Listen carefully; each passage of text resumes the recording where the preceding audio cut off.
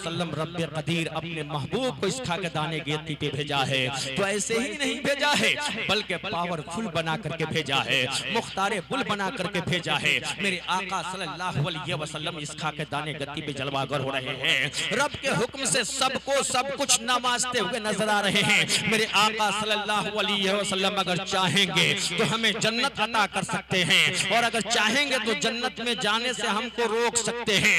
आपने देखा होगा, आपने पढ़ा होगा कि अगर कोई बच्चा पैदा होता है उसका चेहरा काला होता है, कोई बच्चा पैदा होता है उसका चेहरा गोरा होता है, लेकिन रब फरमाता है ऐ मेरे महबूब मैं दुनिया में तुमको भेज रहा हूँ, अगर मैं किसी को बदसूरत बना करके भेजूंगा, अगर तुम चाहोगे तो उसको खूबसूरत बना सकते हो।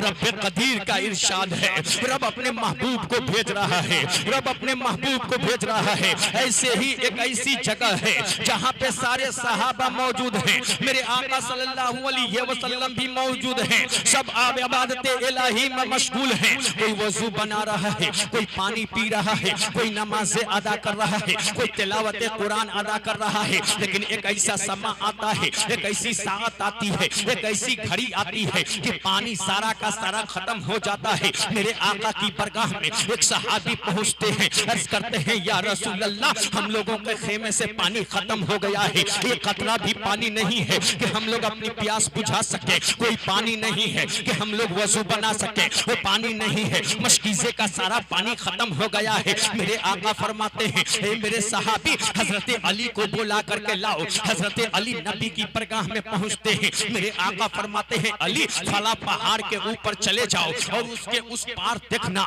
एक घुड़सवार जाता होगा और उसका चेहरा काला होगा, वो मशकीज़े में पानी लिया होगा, अपने आका के पास जाता होगा, जा उसको बुला करके मेरी बरगाह में आ। हजरत अली पहाड़ पे चढ़े हैं, पहाड़ के उस पार क्या देख रहे हैं कि वाकई में घुड़सवार जा रहा है, हबश का गुलाम है जिसका चेहरा बिल्कुल काला कलौटा है, मशकीज़े को अपने शानों के मुकाबिल रखा है और वो खरामा खरामा जाता हुआ नजर आ रहा है। हजरत अली अर्ज करते हैं ए गुलाम रुक कहाँ जा रहे हो? तो गुलाम बोलता है आप क्यों रोक रहे हो? मैं पानी लेने के लिए आया था, मैं अपने आका की बरगाह में जा रहा हूँ पानी पहुँचाने के लिए, तुम क्यों रोक रहे हो? हजरत अली अर्ज करते हैं मेरे आका भी तुमको बुला रहे हैं, नबियों के नबी तुमको बुला रहे हैं, रसूलों के रसूल तुमको बुला रहे हैं, इमामों के इमाम तुमको बुला रहे हैं, बादशाहों के बादशाह तुमको बुला रहे हैं, बेकसों के कस तुमको बुला रहे हैं, बेसहारों के सहारा मोहम्मद रसूलुल्लाह तुमको बुला रहे हैं। वो गुलाम बोलता है मैं नहीं जा सकता।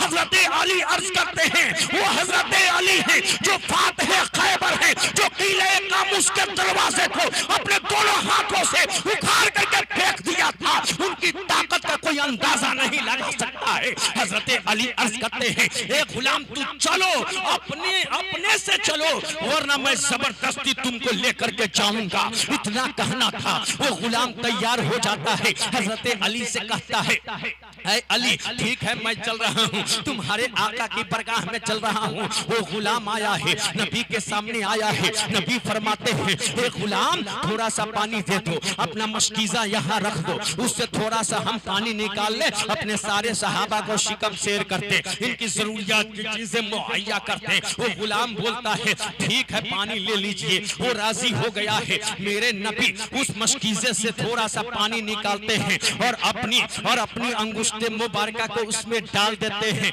जैसे ही डालना था उस प्याले से पानी का चश्मा जारी हो गया है। एक के बाद दिगरे सारे सहाबी आ रहे हैं, अपनी अपनी प्यास बुझा रहे हैं, कोई पानी लेकर के वजू बना रहा है, कोई अपना मशकीज़ा भर रहा है, सबके सब अपना अपना मशकीज़ा जब भर लिए हैं, मेरे आका सल्लल्लाहु अलैहि वसल्लम उस प्याले से अपनी अंगुष्ठे मुबारका को निकाले हैं और फिर प्याले का पानी उस गुलाम के मशकीज़े में डाल दिए हैं और फरमाते हैं ये गुलाम देख तेरा पानी कम हुआ है। वो गुलाम हैरत में पड़ जाता है, वो गुलाम बेचैन बेकरार हो जाता है, वो गुलाम ताज्जुब में पड़ जाता है। वो बोलता है या रसूल अल्लाह मेरा जितना पानी पहले था उतना ही मेरा पानी नजर आ रहा है। इस मंजर को देखा है, उसके दिल की कैफियत बदल गई है, उसके दिल में मोहब्बत इलाही और मोहब्बत रसूल गमजन हो गई है। वो गुलाम बोलता है या रसूल अल्लाह, अब मैं ऐसे नहीं जाऊंगा अपने आका के पास, बल्कि दामने इस्लाम से मुझे वाबिस्ता कर दीजिए,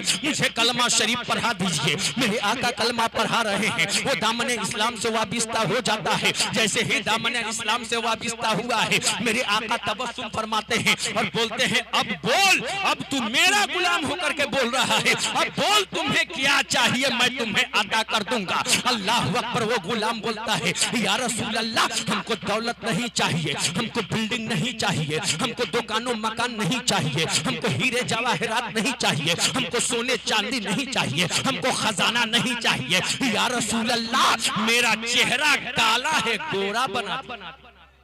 सुभान अल्लाह, सुभान अल्लाह। या अजीब चीज गुलाम। या रसूल अल्लाह, मेरा चेहरा काला है, गोरा बना दीजिए। आज का कोई बदअकीदा होता तो कह देता नबी कैसे उसको गोरा बना सकते हैं। जिसको अल्लाह बना दे उसको कोई चेंज नहीं कर सकता है। अरे सब जानते हैं कोई चेंज नहीं कर सकता है। एक अल्लाह है और एक अल्लाह का रसूल है, जिसको रब ने मुख्तारे कुल बना करके भेजा है, पावरफुल बना करके भेजा है। मेरे आका तबस्सुम फरमाते हैं, ये नहीं कहते हैं कि ये काम हमसे नहीं होगा, बल्कि मेरे आका अपने कान से सुनते हैं और फौरन अपने दस्ते अक़दस को उस हबश के गुलाम के चेहरे पे फेर देते हैं। उसके बाद बोलते हैं ए गुलाम अपना चेहरा अब देख ले। गुलाम चेहरा देखा है तो उसका चेहरा बिल्कुल खूबसूरत हो गया है। अब गुलाम बोलता है या रसूल अल्लाह, अब मुझे आपकी बरगाह से जाने की जुर्अत हासिल नहीं हो रही है, अब मैं यहीं पे रहूंगा। मेरे आका का अंदाज देखो, मेरे आका का इक़्तिदार देखो। मेरे आका फरमा रहे हैं ए गुलाम तू अपने आका के पास पहले जा, वरना दुनिया कहेगी कि नबी कैसे थे जो दूसरे के गुलाम को जबरदस्ती अपनी गुलामी में ले लिया करते थे। मेरे आका चेहरे को काला से गोरा बना करके और उसके आका की बरगाह में भेज रहे हैं। जैसे ही 2 कदम आगे बढ़ाया था, फिर मुड़ करके गुलाम आया है और अर्ज किया है हुजूर मेरे आका के भी दामने इस्लाम से वाबिस्ता होने के लिए दुआ करो। सुभान अल्लाह, वाह माशाअल्लाह। मेरे आका सल्लल्लाहु अलैहि वसल्लम उस हबश के गुलाम के आका के लिए भी दुआ किए हैं और फरमाते हैं जब मैंने दुआ कर दी है, वो गुलाम चल रहा है, सवारी पे सवार है, मशकीज़ा को लिया हुआ है। जब अपने आका की बरगाह में पहुंचा है, वो आका आग बगोला हो जाता है कि तू कौन है? वो बोलता है मैं तो तेरा ही गुलाम हूँ। आका बोलता है अरे मेरा गुलाम तो बिल्कुल काला कलौटा था, तू तो बड़ी खूबसूरत नजर आ रहे हो। वो बोलता है हुजूर मैं ही हूँ, मैं दूसरा नहीं हूँ। उसके आका को तसल्ली नहीं होती है, उसके आका को सुकून नहीं मिलता है। वो बोलता है तुम नहीं हो, तुम दूसरा हो। वो बोलता है आपने जो मशकीज़ा दिया था उस मशकीज़े को देख लीजिए, आपने जो सवारी दिया था उस सवारी को देख लीजिए। जब मशकीज़ा और सवारी को देखा है, आका बोलता है ये तो पहले बता, पानी अलग रखो, ये पहले बताओ कि तुम तो इतना बदसूरत थे, खूबसूरत कैसे हो, पहले ये बता। वो बोलता है गुलाम हुजूर ऐसे ऐसे वाकयात पेश आए हैं, मैं नबियों के नबी की बरगाह में गया था,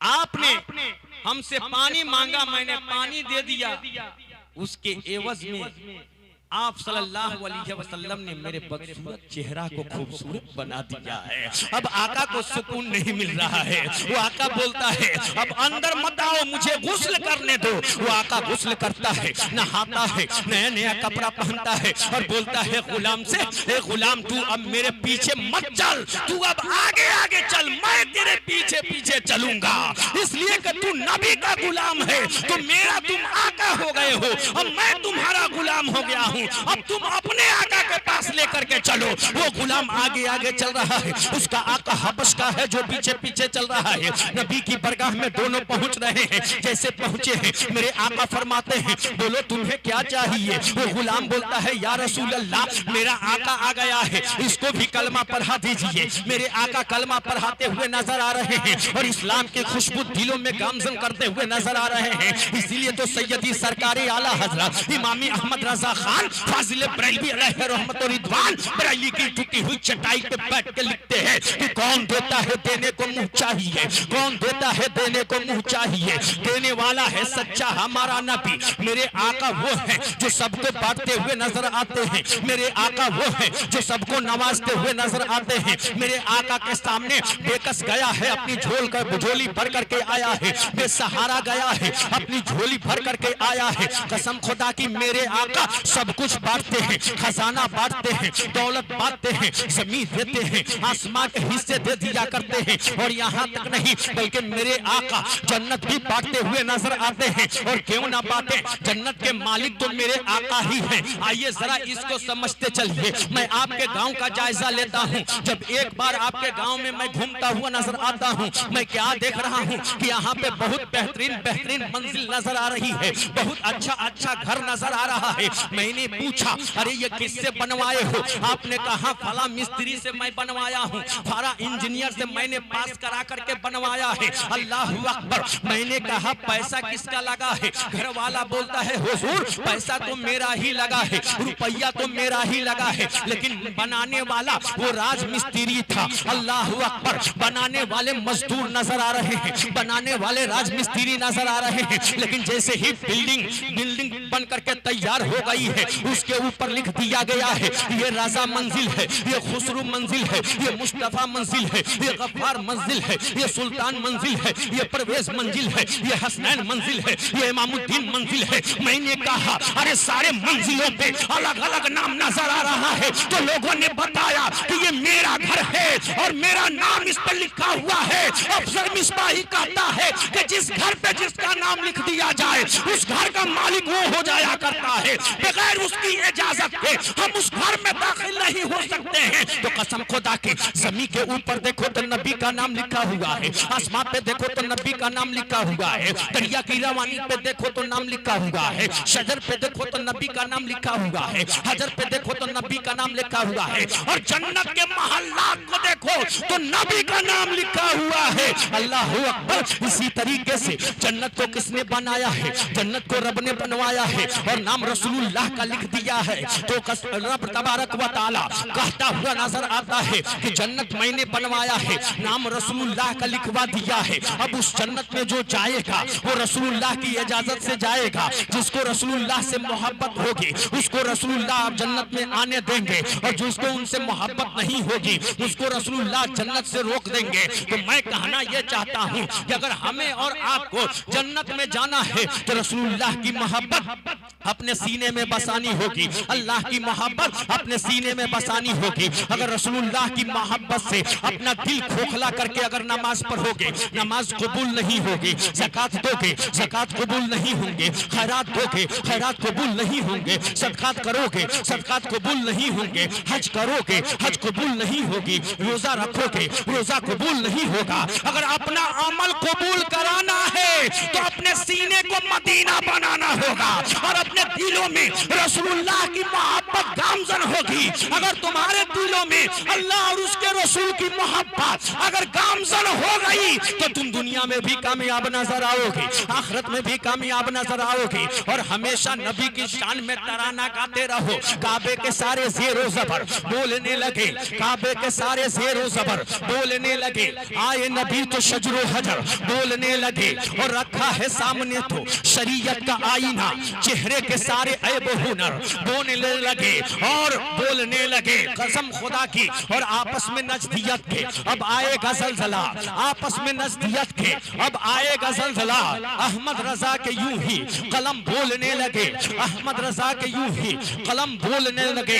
अल्लाह अकबर। मेरे आका सल्लल्लाहु अलैहि वसल्लम की शान बहुत ही निराली है। अगर हम चाहते हैं कि हम जन्नत के हकदार बनते हुए नजर आए, अगर हम चाहते हैं कि रसूलुल्लाह से मोहब्बत करके अपनी जिंदगी संवार लें, तो इंशाअल्लाह यही शनाख्त है, यही पहचान है, यही दलील है कि हम मिलाद की महफिल सजाते रहें, हम नबी का जलसा सजाते रहें और खुलूस और मोहब्बत के साथ उसमें हिस्सा लेते रहें। और यहाँ से कुछ पैगाम लेकर के जाएं तो अपने घर वालों को भी सुनाएं कि तिलावत कुरान वो है कि अगर कोई बंदा अपने घर में कुरान की तिलावत किया करता है तो उसका घर जन्नती नुमा घर बन जाया करता है। अल्लाह अकबर। मेरे आका नहीं आए हैं, मेरे आका की पैदाइश नहीं हुई है, जाहिरी शक्ली सूरत में जमीन के ऊपर जलवा फिगर नहीं हुए हैं। दुनिया का अजीब रस्म था, दुनिया अजीबो गरीब दलदल में फंसती हुई नजर आ रही थी। सारी दुनिया जुल्मत कदा बनी हुई थी, जिधर देखिए अंधेरा ही अंधेरा नजर आ रहा था। किसी को खाने का तरीका मालूम नहीं था, किसी को पानी पीने का तरीका मालूम नहीं था, किसी को सोने का तरीका मालूम नहीं था, किसी को जगने का तरीका मालूम नहीं था। अरे हद तो यहाँ तक हो गई थी कि अगर अरब की सरजमी पे कुछ कबीलों का जायजा लिया गया है तो यहाँ पता चला है और लोगों के जिस्म के रोंगटे खड़े हो गए हैं, कलेजे दहल गए हैं कि गजब की दुनिया अपने आप में गुनाहों के दलदल में फंसती हुई नजर आ रही थी। कि अगर किसी के घर में अगर कोई बेटी पैदा होती थी तो बाप अपने हाथों से अपनी बेटी का गला दबा दिया करता था, यतीमों पे शफकत नहीं की जाती थी, बेवाओं का मजाक उड़ाया जाता था।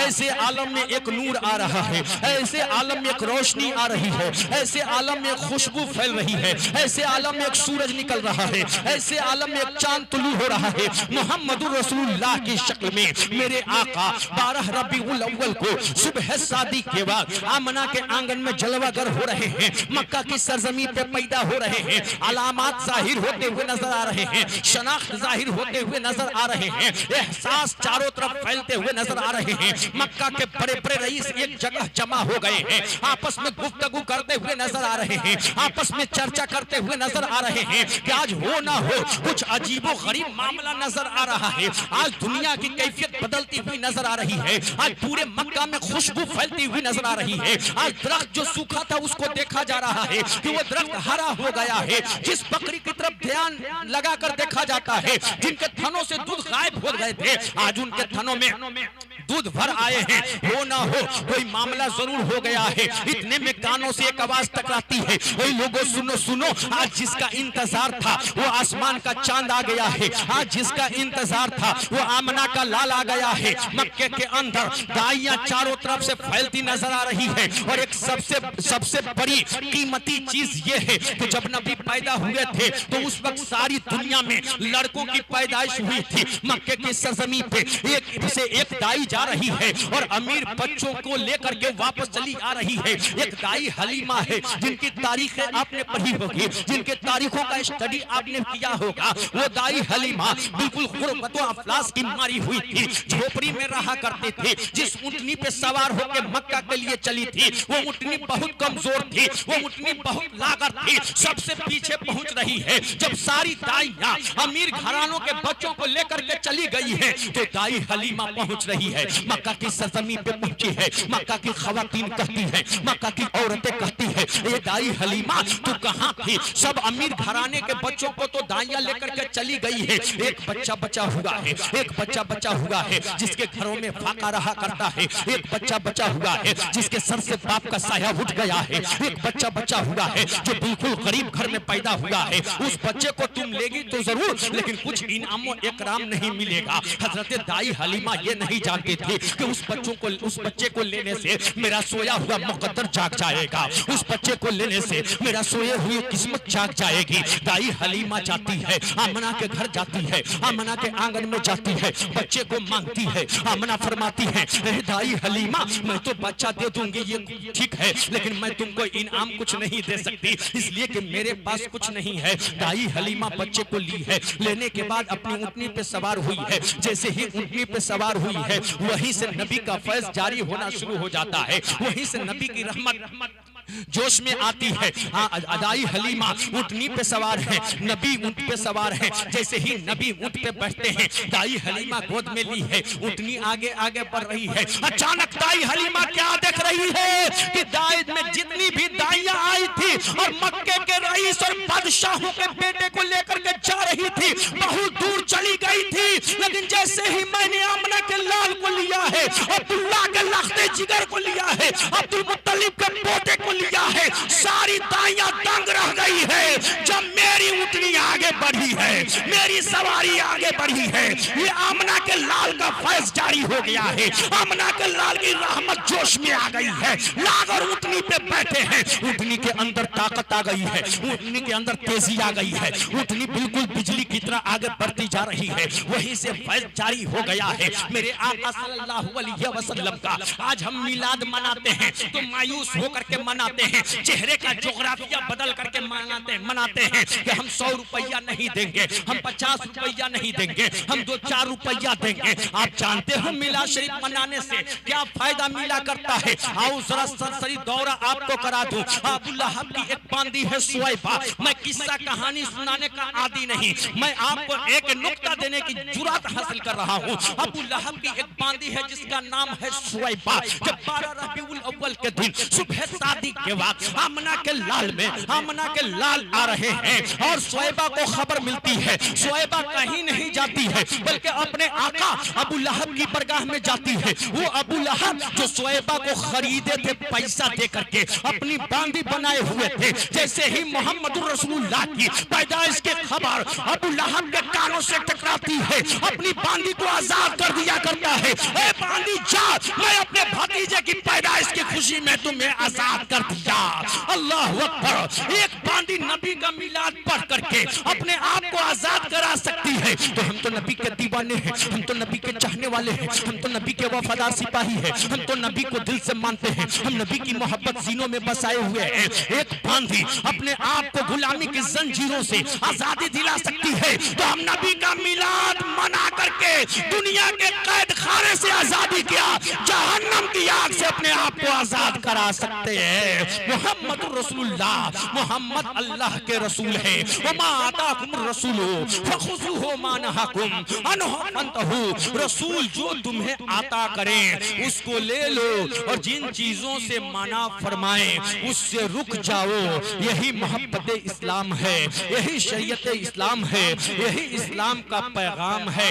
आप अपने दिलों में हमेशा रोशन चिराग जलाइए और अपने सीने को मदीना बनाते हुए नजर आइए। रब्बे कदीर की बरगाह में इस्तदा है कि मौला तबारक व तआला अगर दौराने गुफ्तगू इस नाचीज से कोई ऐसे कलमात निकल गए हों जिससे तेरे और तेरे महबूब को नाराजगी पहुंचती हो तो ये नाचीज सिद्क दिल से तौबा करता है। तौबा अस्तगफिरुल्लाह रब्बी मिन कुल्ले ज़ंबी व तूबु अलैह। एक मर्तबा सभी लोग ईमान की ताजगी के लिए कलमे तय्यब शरीफ पढ़ लें, ला इलाहा इल्लल्लाह मुहम्मदुर रसूलुल्लाह सल्लल्लाहु तआला अलैहि वसल्लम। परचमे इस्लाम जिंदाबाद, इब्लिस लईन मुर्दाबाद, व मा अलैना इल्लल बलाग। अस्सलामु अलैकुम व रहमतुल्लाहि व बरकातुहू।